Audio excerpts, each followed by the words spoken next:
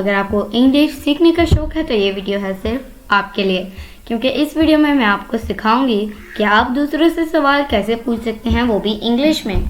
दोस्तों, आज की वीडियो बहुत मज़ेदार और इंटरेस्टिंग होने वाली है, इसलिए वीडियो को अंत तक ज़रूर देखिएगा और वीडियो पसंद आए तो इसे लाइक शेयर ज़रूर कीजिएगा और हमारे चैनल इब्राहिम टीवी को सब्सक्राइब कर लीजिएगा और बेल नोटिफिकेशन के बटन को भी प्रेस कीजिएगा ताकि आपको हमारी मज़ीद वीडियोज़ की नोटिफिकेशन मिलती रहे।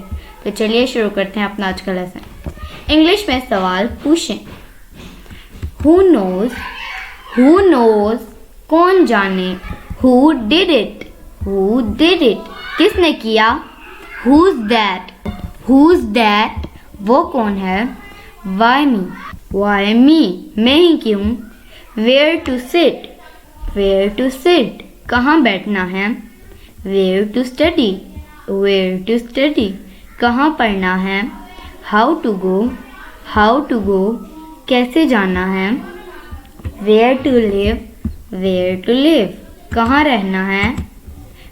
Whom to send? Whom to send?